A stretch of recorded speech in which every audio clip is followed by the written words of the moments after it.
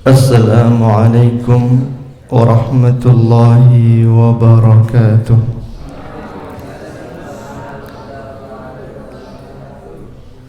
إن الحمد لله نحمده ونستعينه ونستغفره ونتوب إليه ونعوذ بالله من شرور أنفسنا ومن سيئات أعمالنا. من يهده الله فلا مضل له ومن يضلل فلا هادي له.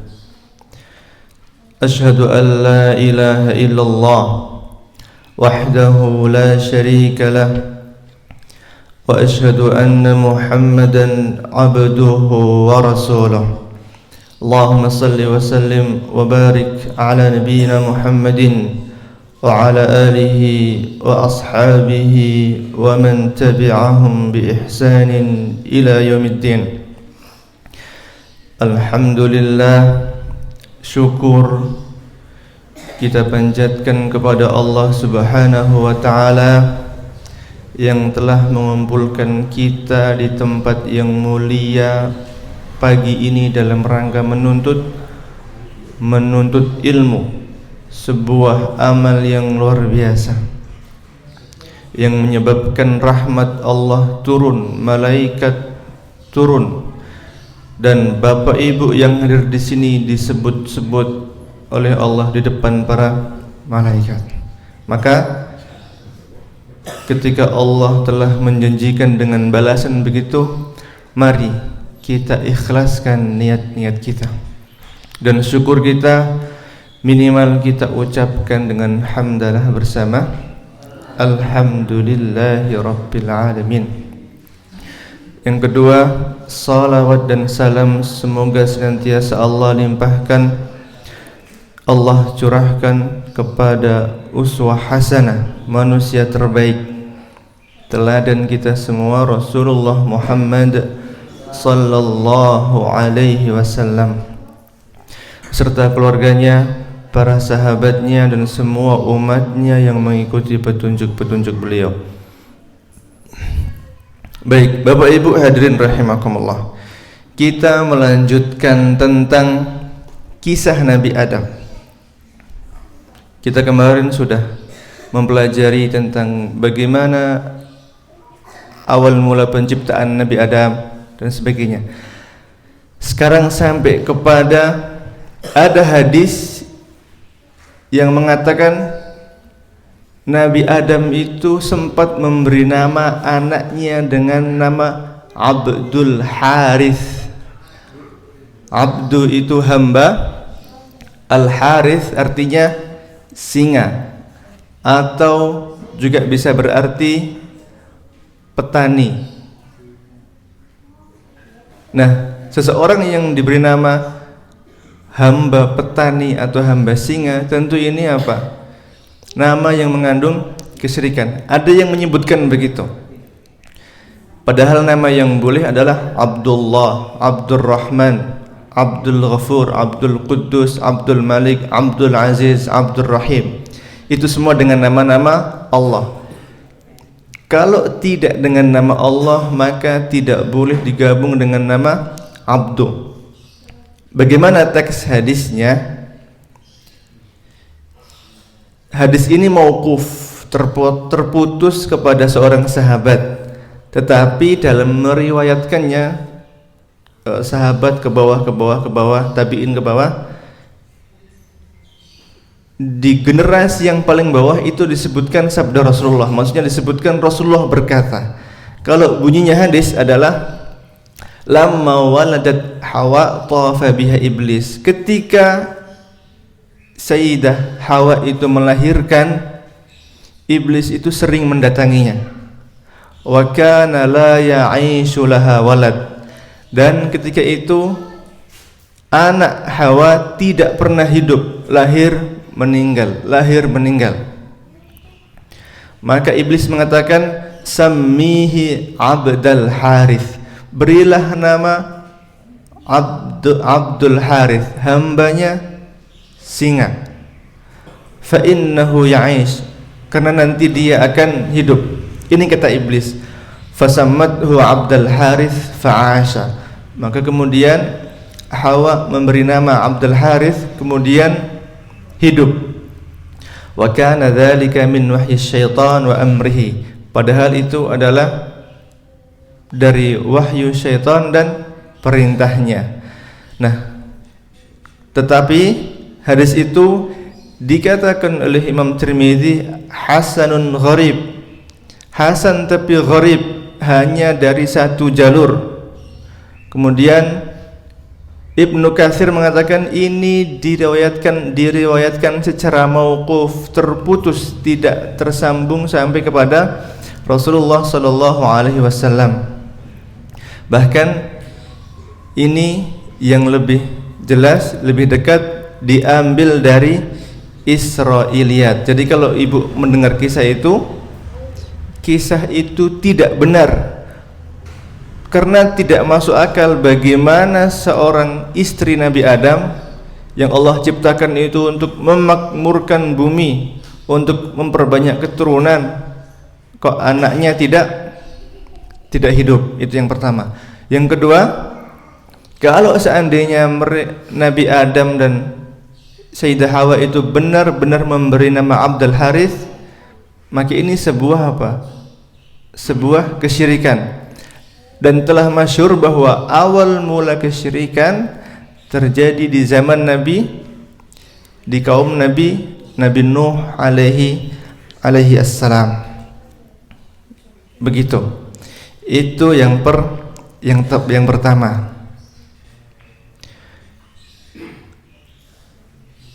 Yang kedua,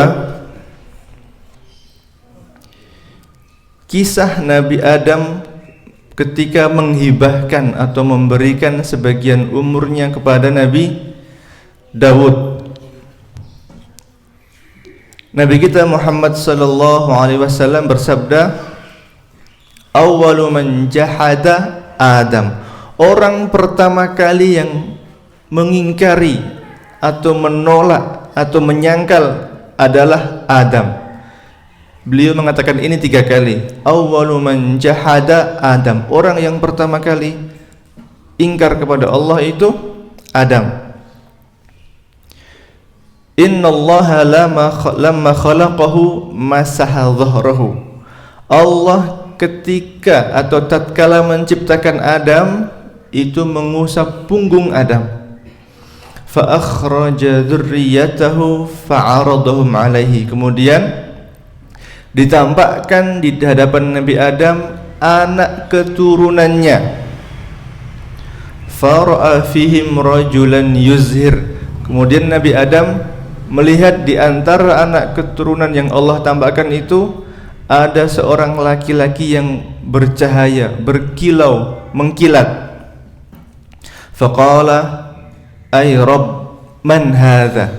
Ya Allah, siapakah ini? Maka Allah menjawab, hadza ibnuka Dawud. Ini anakmu Dawud. Nabi Adam mengatakan, ya Rabb, kam umruh? Ya Allah, berapa umurnya? Allah mengatakan, sittuna ama, 60 tahun. Nabi Adam mengatakan, ay Rabb, fazid fi umri. Ya Allah, tambahkanlah umurnya. Allah menjawab, la, tidak, illa an taziduhu anta min umrik. Tidak akan aku tambah kecuali kalau kamu yang menambahkan dari umurmu. Fazadahu arba'ina sanatan min umrihi. Kemudian Nabi Adam menambahkan 40 tahun untuk Nabi Daud dari umur Nabi Adam. Fakataballahu ta'ala alaihi kitaban. Kemudian itu oleh Allah dicatat, wa ashhada alaihi malaikah, dan dipersaksikan oleh para malaikat. Falamma arada an yaqbida ruhah, maka ketika Allah hendak mencabut nyawa Nabi Adam, ketika sudah waktunya wafat, Nabi Adam mengatakan, innahu baqiya min ajali arba'ina sanah. Ya Allah, sesungguhnya masih ada sisa umurku 40 tahun. Maka Allah mengatakan, innaka qad ja'altaha libnika Daud. Wahai Adam, sungguhnya engkau telah dijadikan 40 tahun itu untuk anakmu Daud. Qala fajahat. Maka ketika itu Nabi Adam mengingkari. Fa akhrajallahu al-kitaba wa aqama 'alaihi al-bayyinah. Maka Allah kemudian menunjukkan catatannya dan memberikan buktinya. Fa atammaha li Daud mi'ata sanah. Maka kemudian Allah menyempurnakan kepada Nabi Daud 100 tahun, 60 umur asli ditambah 40 dari Nabi Adam. Wa atamma li Adam umruhu alfasanah. Kemudian Allah sempurnakan umur Nabi Adam 1000 tahun. Ini kisah tentang Nabi Adam memberikan umur kepada Nabi Daud, dan juga kisah Nabi Adam ngayal sama Allah. Tetapi apa? Fahadzal khabaru la yasihhu an Rasulillah.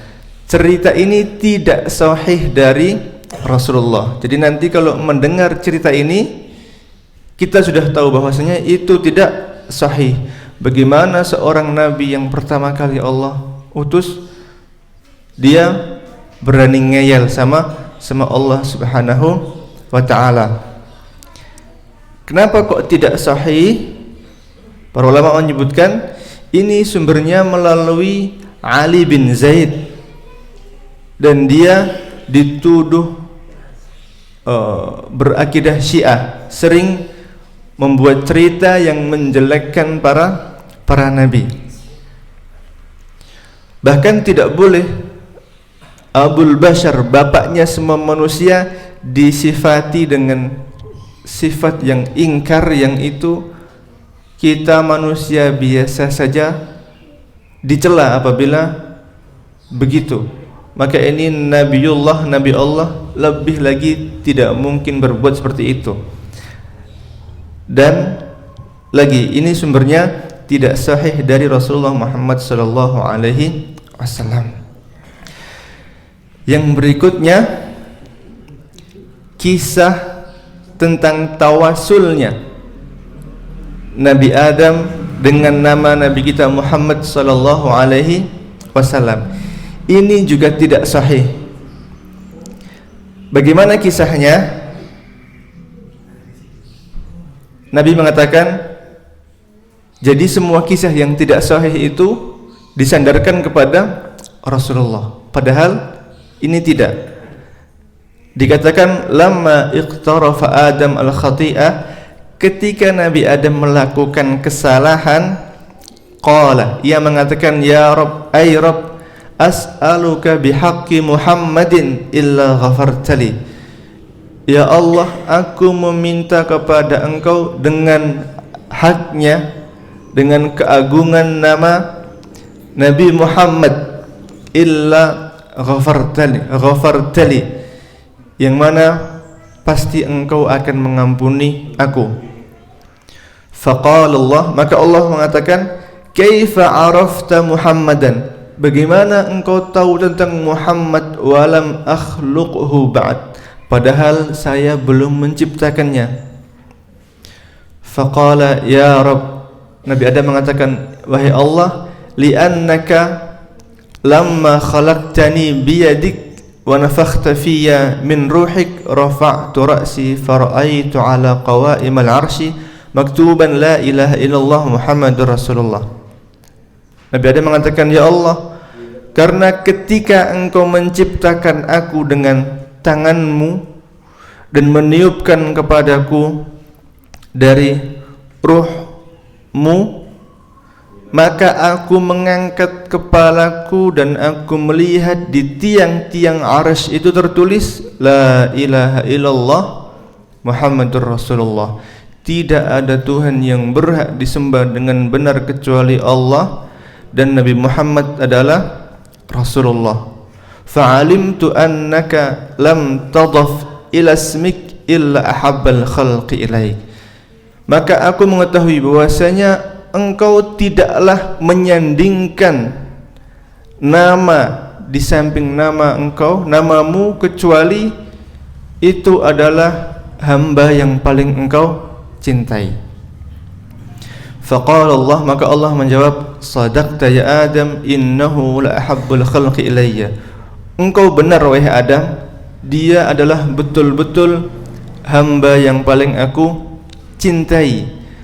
Wa idza sa'altani bihaqqihi faqad ghafartu lak. Dan apabila kamu meminta kepadaku dengan haknya, minta ampunan kepadaku dengan haknya, tentu aku ampuni. Walaula Muhammadin ma khalaqtuk. Dan sekiranya bukan karena Muhammad, tidak aku ciptakan kamu. Luar biasa mereka sampai mengarang begitu. Kalau bukan karena Nabi Muhammad, Allah tidak menciptakan Nabi Adam. Tapi apa? Kisah ini dhaif, lemah. Jadi banyak kisah-kisah tentang Nabi Adam yang itu tidak sahih. Jadi yang tadi yang Nabi Adam bertawasul dengan nama Rasulullah, kemudian kalau bukan karena Nabi Muhammad, Nabi Adam tidak diciptakan, itu kisahnya tidak sahih. Hati-hati adik-adik, jangan sampai ketukar. Yang berikutnya ini kisah yang sahih, bahwasanya Nabi Adam dan Nabi Muhammad pernah bertemu ketika peristiwa Isra dan Mi'raj. Ini kisah yang sahih dan ini diriwayatkan oleh Imam Al-Bukhari dan Muslim. Sudah tidak perlu ragu lagi kalau mereka berdua yang meriwayatkan. Hadis ini dari Anas bin Malik, dari Malik bin Sa'sa'ah. Karena nanti ada hadis yang kedua dari Anas bin Malik tapi dari Abu Dzar dengan sedikit perbedaan lafaz. Yang pertama ini dari Anas bin Malik dari Malik bin Sa'sa'ah. Di hadis Isra Mi'raj yang panjang itu, kemudian Nabi mengatakan fantalaqa bi Jibril hatta atabi ila sama. Maka Jibril berangkat membawaku sampai ke langit dunia.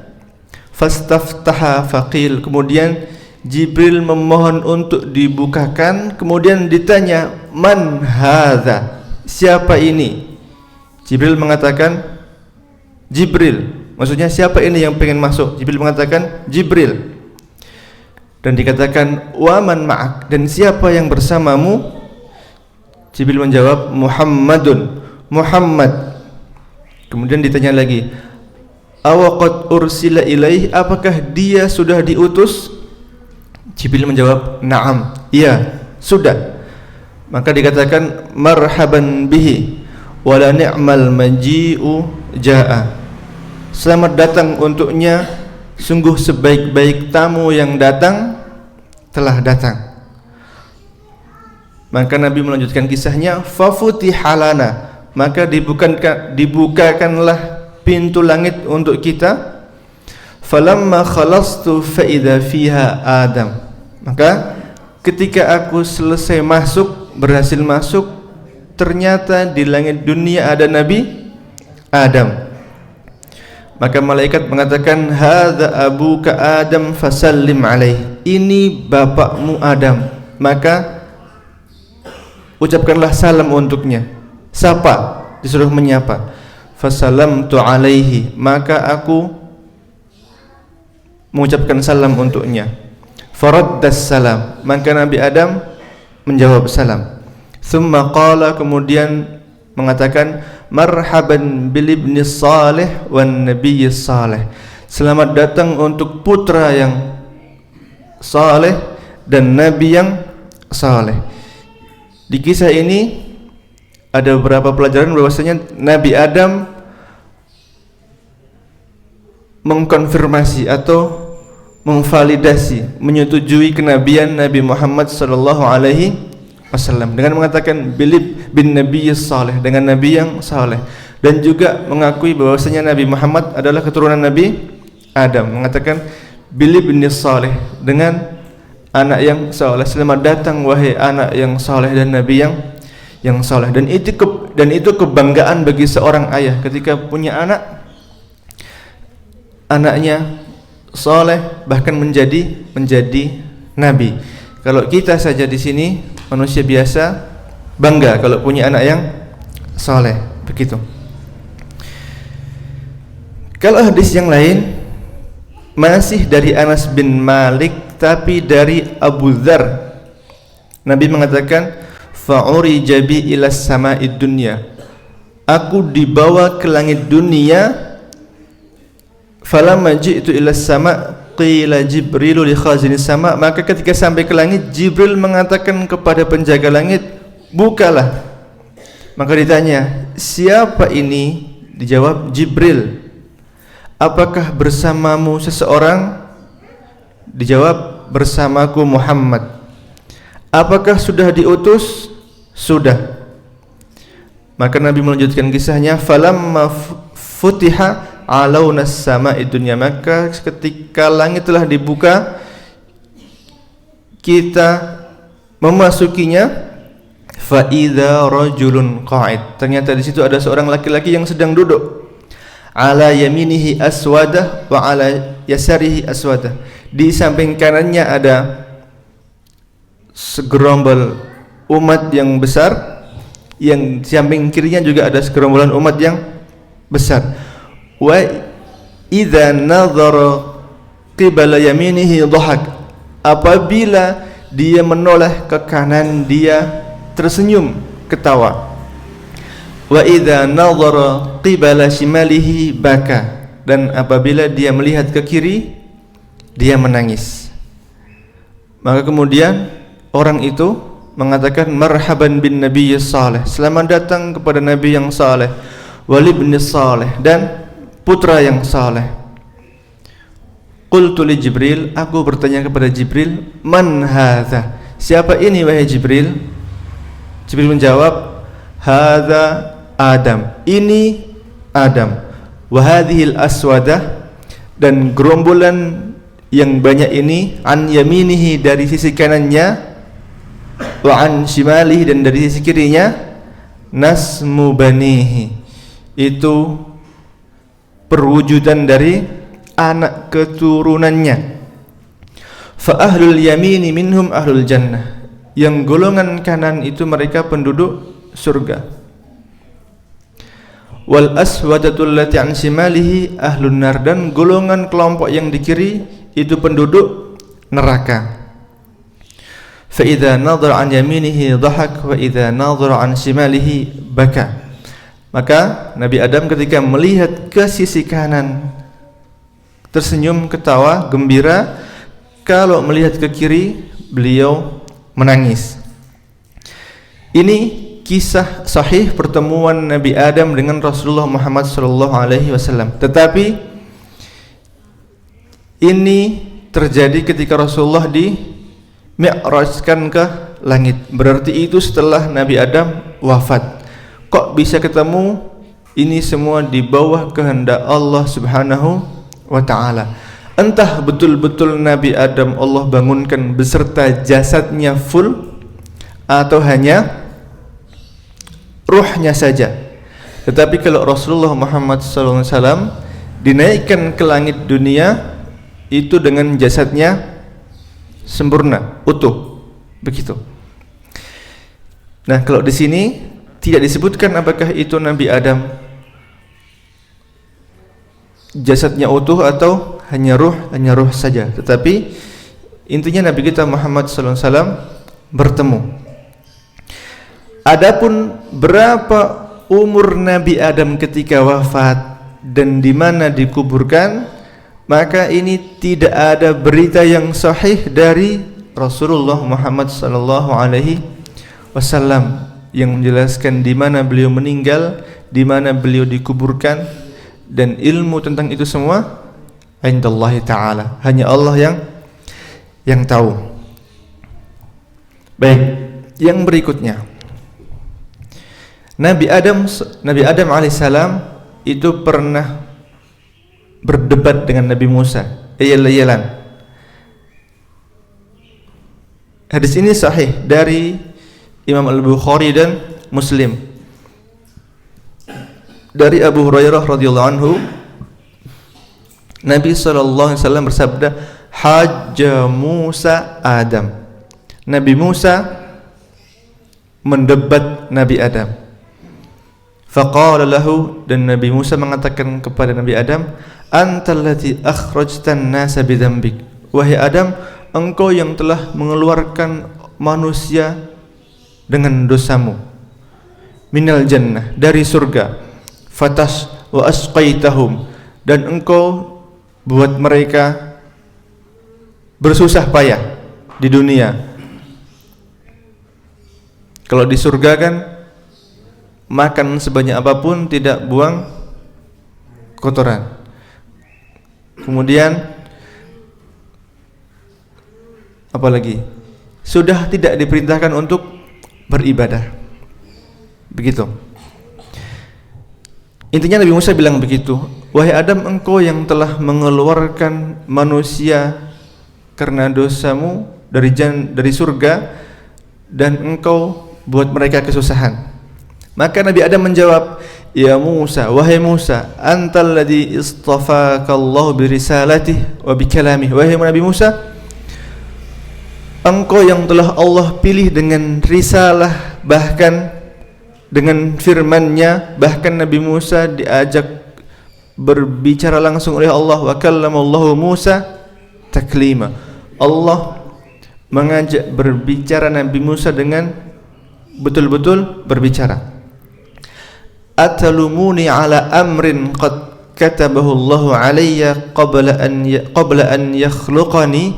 Wahai Musa, apakah engkau mencercaku atau membuliku dengan perkara yang telah Allah tetapkan kepadaku bahkan sebelum aku diciptakan?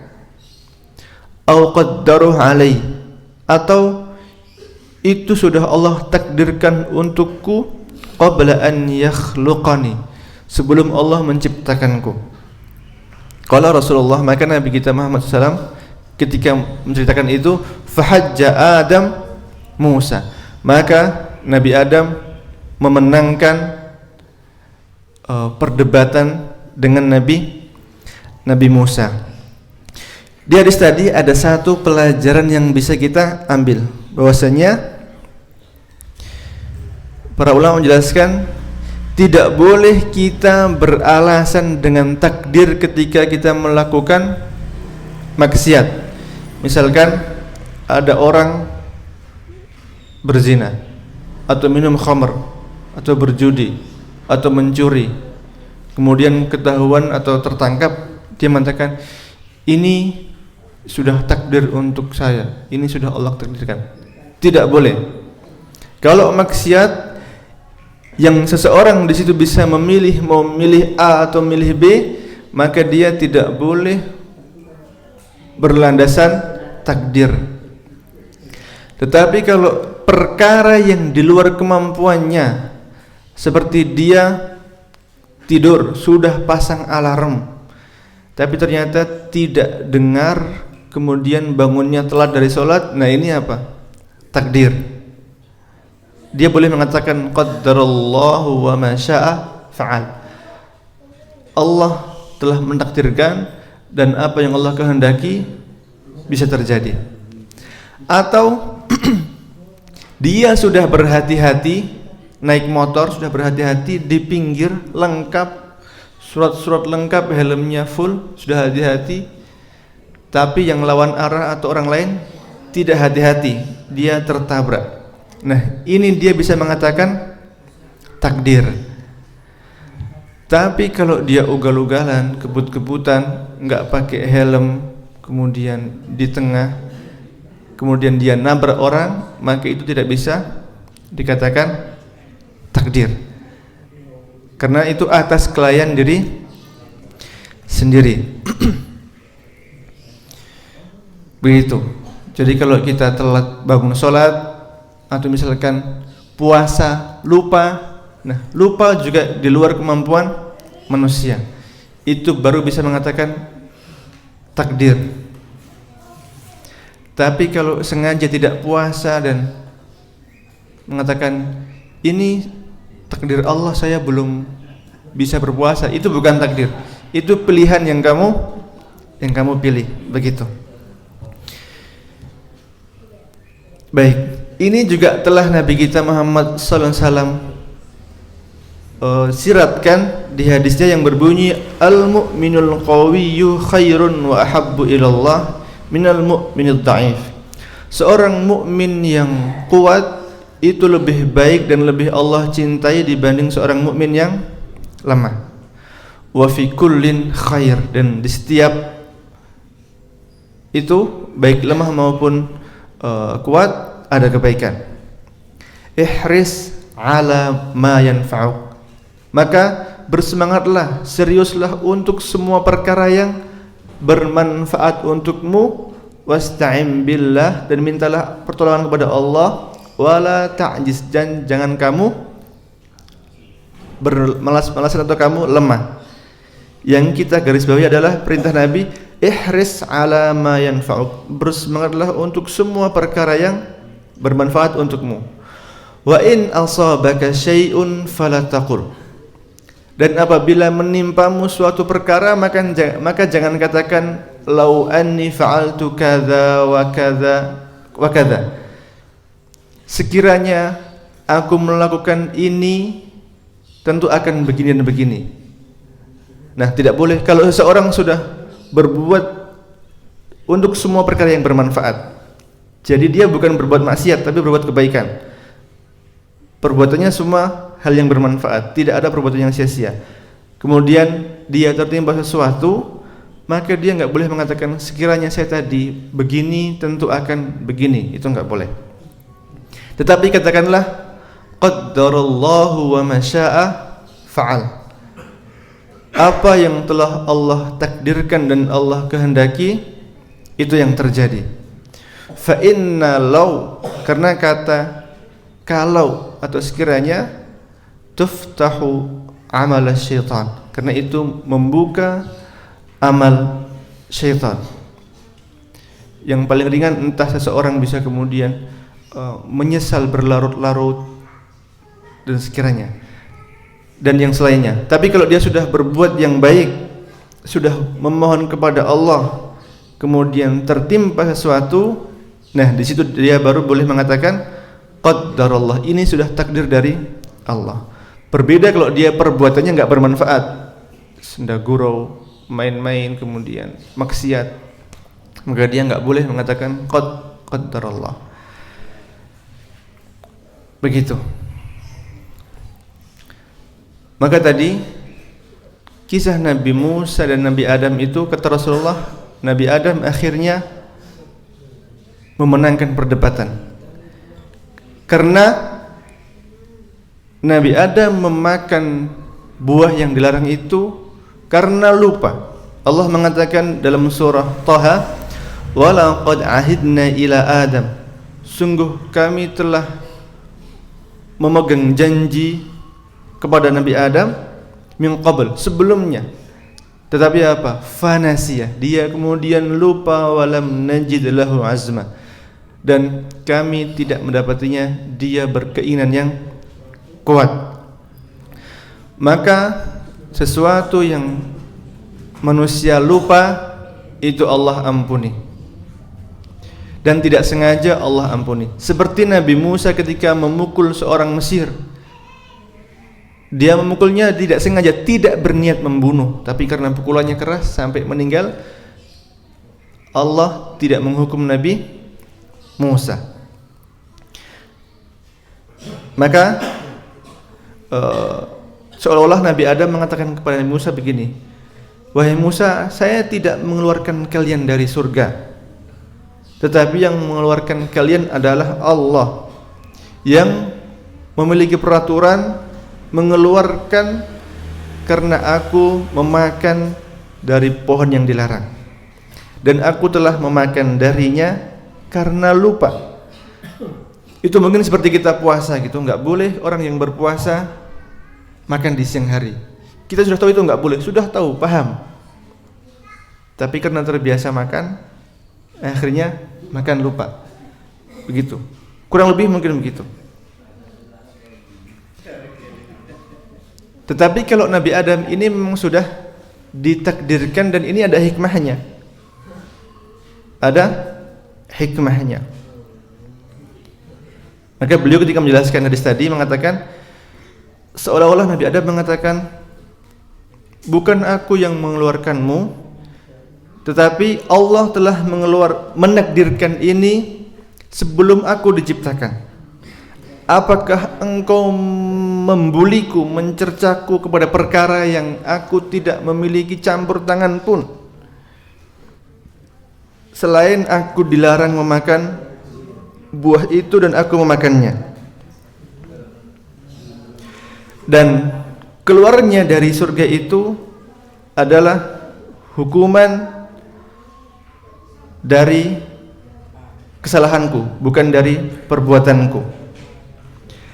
Aku tidak mengeluarkan diriku dan tidak pula diri kalian dari surga, tetapi ini adalah dari ketentuan Allah dan dari takdir Allah, dan Allah punya hikmah di balik itu semua. Begitu. Itu kisah perdebatan Nabi Musa dan Nabi Adam. Yang berikutnya, nun sewu jam berapa ini? Saya nggak bawa jam. Baik. Kisah yang berikutnya,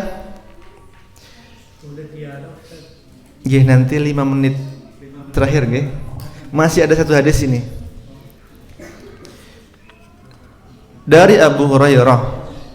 Hadis ini sahih. Nabi kita Muhammad sallallahu alaihi wasallam bersabda, Allah Subhanahu wa taala mengumpulkan orang mukmin pada hari kiamat dan surga didekatkan kepada mereka. Maka orang-orang mendatangi Nabi Adam mengatakan, ya abana istaftih lanal jannah, wahai bapak kami, wahai ayah kami, bukakanlah untuk kami surga. Maka Nabi Adam menjawab dalam rangka tawadhu, rendah diri, wahal akhrajakum minal jannah illa khati'atu abikum, bukankah yang mengeluarkan dari surga itu adalah kesalahan bapak kalian?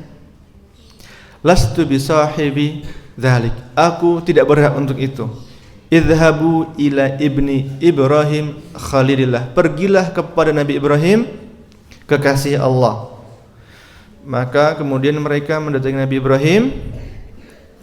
Nabi Ibrahim menjawab lagi dalam rangka tawadhu juga mengatakan, lastu bisahibi dzalik, aku tidak berhak untuk itu. Innama kuntu khalilan min wara'i wara', aku hanyalah seorang kekasih tetapi dari balik hijab yang ada batasnya gitu. I'madu ila Musa, pergilah kepada Nabi Musa alladzi kallamahu Allah taklima, yang mana Allah telah mengajak dia benar-benar berbicara. Tapi hati-hati kalau kita mengatakan Allah berbicara, maka bicaranya Allah tidak seperti bicaranya makhluk. Laisa kamitslihi syai' wa huwas samiul basir. Tidak boleh kita membayangkan kemudian Allah berbicara seperti manusia. Allah berbeda dengan makhluknya, tidak sama. Tetapi Allah berbicara dengan cara, keagungan, kesempurnaan yang Allah miliki. Orang mukmin ketika itu disuruh untuk mendatangi Nabi Musa yang pernah Allah ajak bicara. Mereka kemudian mendatangi Musa. Nabi Musa mengatakan, lastu bisahibi dzalik, aku tidak berhak untuk itu. Idhabu ila Isa, pergilah kepada Nabi Musa, dia adalah kalimatullahi wa ruhuh, dia adalah kalimat Allah dan ruhnya. Nabi Isa lahir tanpa ayah dan Allah yang meniupkan ruh ke dalamnya. Datang kepada Nabi Isa Nabi Isa menjawab, lastu bisahibi dzalik, aku tidak berhak. Maka kemudian terakhir mereka mendatangi Rasulullah Muhammad sallallahu alaihi wasallam. Bayangkan kalau Nabi mengatakan lastu bisahibi dzalik, aku enggak berhak. Kita mau lari ke siapa? Makanya Nabi kita adalah Imamul Mursalin, datang terakhir tapi imamnya para nabi. Ketika Isra Mi'raj, beliau mengimami para nabi di Masjid Al-Aqsa. Lagi-lagi, apakah mereka sholat dengan badan yang betul-betul full jasad atau ruh? Hanya Allah yang tahu. Tetapi kisahnya itu sahih. Nabi sholat di Masjid Al-Aqsa bersama para nabi dan beliau jadi imam sebelum naik ke langit dunia.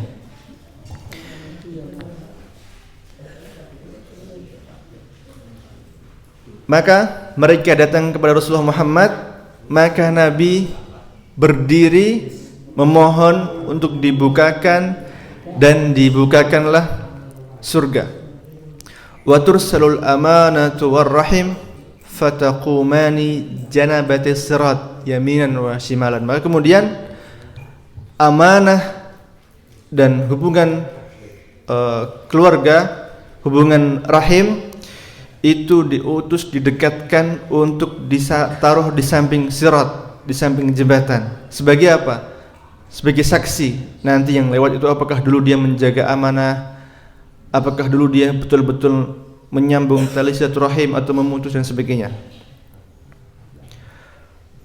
Setelah itu sampai amanah dan rahim, fayamurru awwalukum kalbarak, maka orang pertama yang lewat itu seperti petir.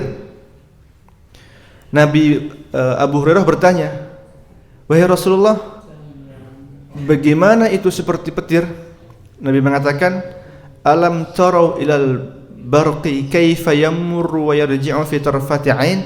Apakah kamu tidak menyaksikan bagaimana petir itu datang kemudian kembali hanya sekejap mata? Mungkin bulan lalu kita bisa melihat di medsos, itu ada petir menyambar-nyambar di Mekah, bahkan di ujung jam yang tinggi itu, besar sekali dan sangat cepat. Ketika itu menyambar, terang seperti siang.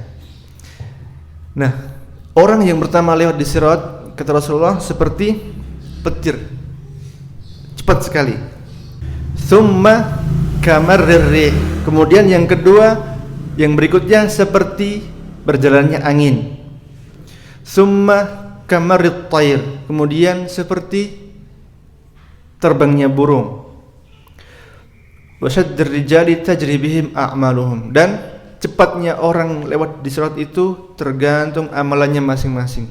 Tergantung dia bersegera menunaikan kewajiban, bersegera memenuhi panggilan, bersegera meninggalkan larangan dan sebagainya. Maka orang yang paling semangat, kemudian penuh dengan semangat menjalankan sunnah-sunnahnya. Kalau yang sunnah-sunnah dia sudah laksanakan, tentu yang wajib sudah pasti. Maka ini semoga dia termasuk yang bisa berjalan cepat. Wa nabiyyukum qa'imun 'alas sirat, dan nabi kita Rasulullah Muhammad itu berdiri di samping situ, dekat situ, mengatakan Rabbi salim salim, ya Allah selamatkanlah, hatta ta'jaza a'malul ibad, sampai kemudian ada yang memang tidak mampu, sampai habis amal seorang hamba, ada yang enggak mampu lewat. Hatta yaji'ur rajulu fala yastati'u sayr, maka sampai datang orang yang dia enggak bisa jalan kecuali merangkak. Dan di kedua sisi jembatan itu ada makhluk yang diutus untuk mengambil orang yang mau dijatuhkan ke neraka. Fa makhdushun najin wa makdusun finnar, maka ada yang dia terluka-luka, tercabik-cabik mau diambil tapi selamat. Jadi dia karena pelan begitu mau diambil, terluka, tercabik-cabik tapi selamat. Fa makhdushun najin, terluka tapi selamat, wa makdusun finnar, dan ada yang betul-betul terambil kemudian terlempar ke dalam neraka. Kemudian ketika mendengar kisah itu, Abu Hurairah mengatakan, demi Allah, sesungguhnya dalamnya jahanam itu 70 kharif. Sangat dalam sekali. Itu kisah Nabi Adam yang mana beliau merasa malu sama Allah sehingga tidak mau membukakan pintu surga. Padahal beliau tidak mau memohon kepada Allah untuk dibukakan pintu surga. Padahal beliau bapaknya manusia.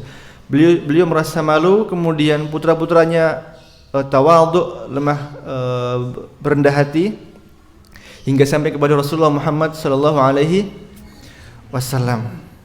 Semoga kisah tadi menambah wawasan kita, menambah semangat kita untuk beramal, bahwasanya nanti ada jembatan as-sirat dan masing-masing orang berjalan di situ kecepatannya sesuai dengan amal masing-masing.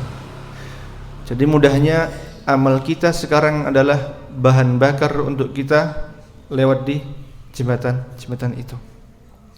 Semoga Allah memberi taufik kepada kita untuk bisa beramal dengan ikhlas, dengan giat, dan Allah menerima amalan kita, dan sehingga Allah selamatkan kita di jembatan itu, dan Allah memasukkan kita ke dalam golongan hambanya yang Allah masukkan ke dalam surganya.